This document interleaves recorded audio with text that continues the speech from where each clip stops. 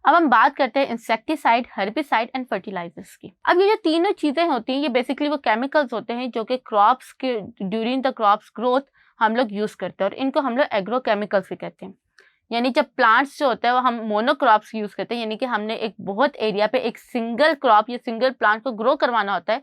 तो वो plant certain weeds, certain कीड़ों की जो है वो ससेप्टेबिलिटी जो होती है उन पे इंक्रीज हो जाती है। सो दैट्स व्हाई हम लोग कीड़ों और जड़ी बूटियों से बचाने के लिए उनके ऊपर सर्टेन केमिकल्स को स्प्रे करते हैं।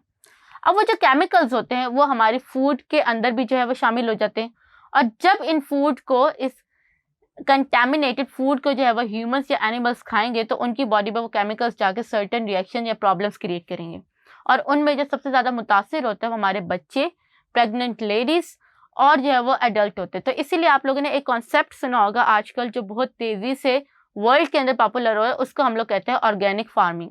ऑर्गेनिक फार्मिंग में हम लोग जो है वो प्लांट्स या वेजिटेबल्स को ग्रो करवाते हैं without the use of any harmful chemical, और वो जो होता है वो ज़्यादा एक्सपेंसिव होता है,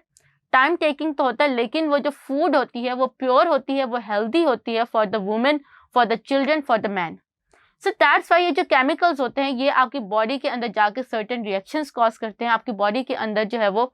सर्टेन मेटाबॉलिक डिसऑर्डर्स क्रिएट करते हैं। सो दैट्स वाई ये जो पेस्टिसाइड वाली फूड होती है ये बहुत ज़्यादा खतरनाक होती है। इवन ये पेस्टिसाइड्स इतने ज़्यादा खतरनाक होते हैं कि जो फार्मर्स उन्हें यूज़ कर होते हैं तो उनके अंदर भी because of the inhalation of that pesticide certain बीमारियां जो होती हैं वो क्रिएट हो जाती है। अमेरिकन सोसाइटी में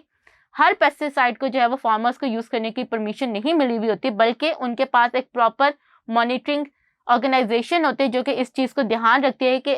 केमिकल्स कौन से जो है वो फार्मर यूज़ करें ऑन देयर क्रॉप्स, और वो जो है वो कितनी अमाउंट में यूज़ हो रही है, क्योंकि अगर एक ख़ास लिमिट से ज़्यादा वो अमाउंट में पेस्टिसाइड यूज़ किया जाए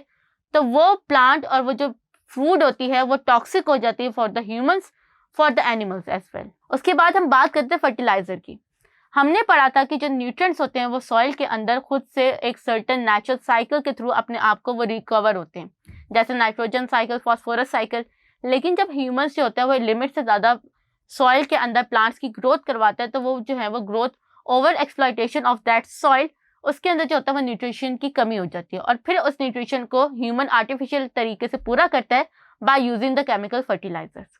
अब ये जो केमिकल फर्टिलाइजर जब इनको छिड़का जाता है प्लांट्स के अंदर तो वो सारा जो होता है वो सॉइल में एब्जॉर्ब नहीं होते, कुछ जो होता है वो ब्लीच होके या कुछ जो होता है वो लीचिंग के प्रोसेस के थ्रू पानी के अंदर एंटर हो जाता है, और जब इस पानी को जो है वो एक्वाटिक लाइफ यूज़ करेगी, इवन ह्यूमन यूज़ करेगा तो उसके अंदर सर्टेन बीमारियां क्रिएट होंगी।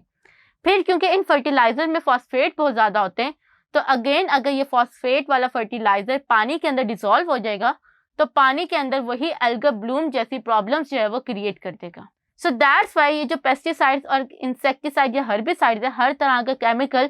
क्रॉप्स के ऊपर स्प्रे करने से जो है वो क्रॉप्स एक तो टॉक्सिक हो जाती है, डैमेज हो जाती हैं, और जो ह्यूमंस अगर इस टॉक्सिक या कंटेमिनेटेड फूड को कंज्यूम करेगा तो उसकी बॉडी के अंदर भी जो है वो बुरी तरह से डिजीजेस या मेटाबॉलिक डिसऑर्डर्स जो होते हैं वो क्रिएट होते हैं।